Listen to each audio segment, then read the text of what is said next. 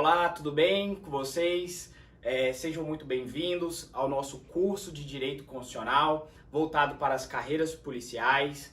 Meu nome é Marcos, eu sou professor da disciplina de Direito Constitucional e eu estarei mergulhando com vocês nessa disciplina tão querida e tão importante para os certames de concursos públicos de todos os níveis, certo? Uma vez que essa disciplina ela é abordada para os concursos das carreiras policiais como Polícia Federal, Polícia Rodoviária Federal, Polícia Civil dos entes federativos, Polícia Militar e Corpos de Bombeiros Militares dos estados. Tranquilo? Tudo bem? Tá, eu sou formado em Direito, sou pós-graduado em Direito Público, estou aqui hoje para falar que já tive algumas aprovações em alguns certames públicos. Tranquilo?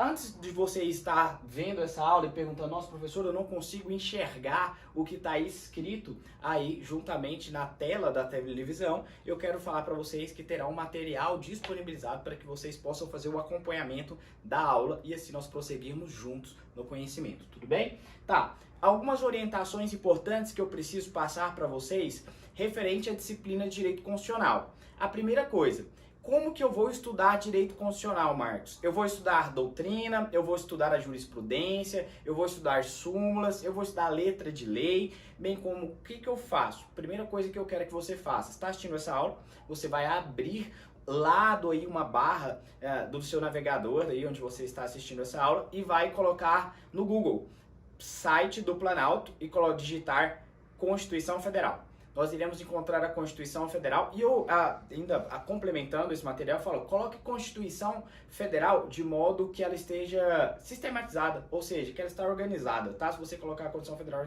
sistematizada, ela vai aparecer já toda atualizada para você. Tranquilos? Outras duas informações. O próprio site do Senado Federal, bem como da Câmara dos Deputados, ele disponibiliza a Constituição Federal em áudio, tá? E aí no YouTube você vai encontrar, mas eu quero que vocês levem para a prova não só o conteúdo da letra de lei, ipsis literis da Constituição. Não quero que você fique preso somente isso. Uma vez que as provas de concurso público têm exigido um nível mais aprofundado do candidato.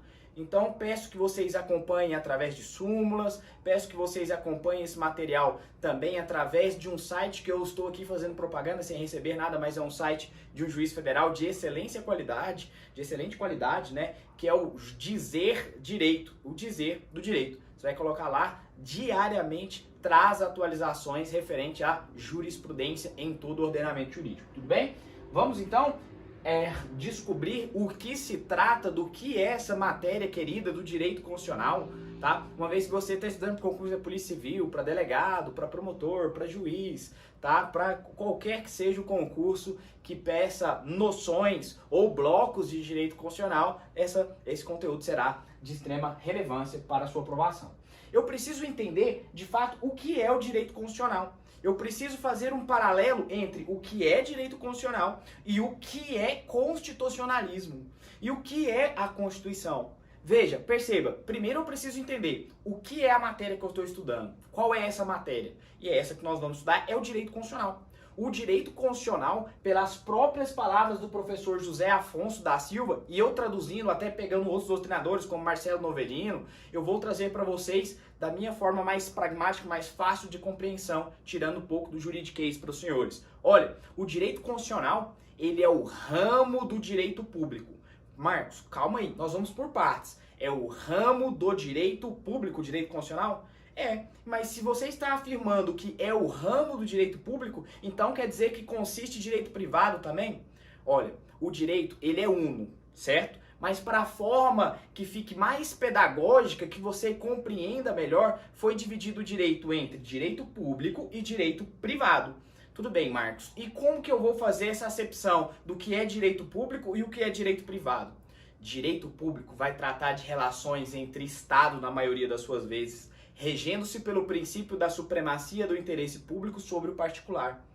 Marcos, me dê exemplos. Ora, o direito penal, o direito processual penal, o direito constitucional, o direito administrativo. Em sua maioria das vezes, o Estado estará em uma relação vertical e de hierarquia. Percebam que se eu, imaginemos que eu sou um prefeito de uma determinada cidade e desejo destituir uma casa na sua casa.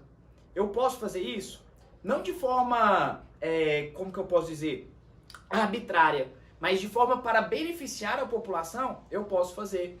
Regendo-se pelo princípio da supremacia do interesse público sobre o particular e indisponibilidade do serviço público. Eu posso fazer. Marcos, como? Mas eu não vou perder minha casa? Não, você vai ser restituído com a indenização anterior em dinheiro, será avaliado, tá? Mas sempre beneficiando a coletividade.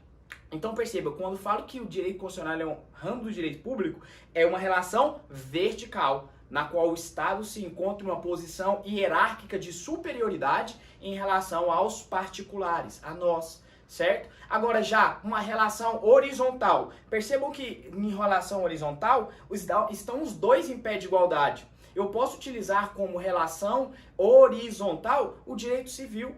O direito civil se encontra em uma relação de horizontalidade.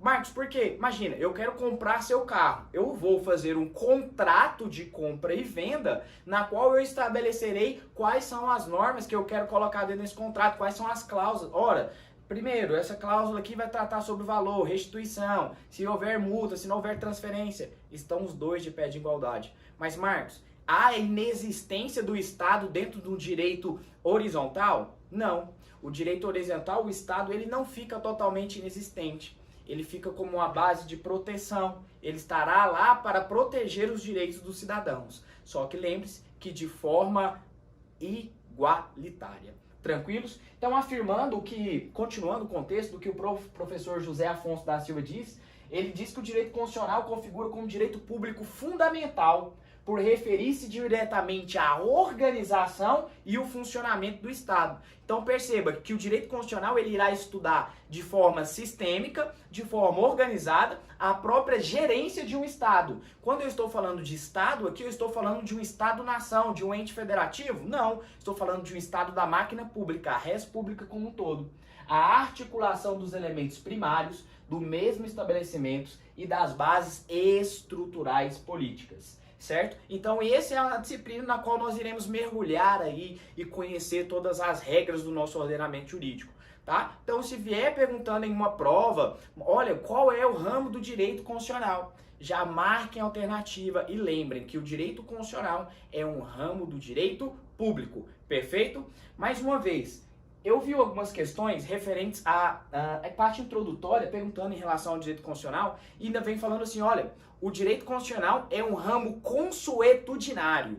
Se aparecer essa expressão na sua prova, que o direito constitucional é um ramo consuetudinário, vocês já marcam como falso. Consuetudinário, ele deriva da palavra de costumes, e o direito constitucional ele não está baseado somente nos costumes. Nós iremos avançar e compreender isso com o tempo, perfeito? Essa é a primeira anotação, coloquem, pontuem aí no seu material, tá? Marcos, eu abri o site do Planalto que o senhor mandou e eu não encontro essas informações ora descritas. Sim, amigo, essas informações aqui são doutrinárias e ainda nós não adentramos no próprio texto constitucional, tá bom?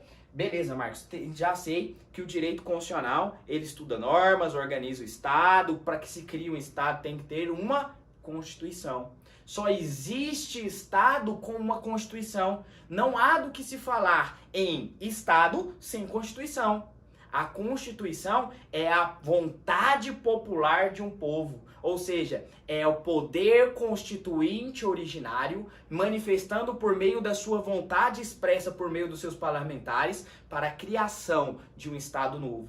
Então, peraí, Marcos, quer dizer então para que exista, né, um Brasil, uns Estados Unidos, o Reino Unido, Inglaterra, Rússia e qualquer outro país que viva sobre o Estado democrático, tem que existir uma Constituição? Sim. Ora, essas Constituições elas podem ser escritas ou elas não podem ser escritas. A nossa Constituição Federal, essa que você está do lado aí, abrindo no site Planalto, estou acompanhando ela própria expressa, ela é escrita. Perceba-se que ela vai ter 250 artigos aí descritamente. Agora, a Constituição da Inglaterra, por exemplo, a Constituição do Reino Unido, lá onde está a província de Londres, né, ela não é uma Constituição. A Constituição inglesa ela não é uma Constituição escrita.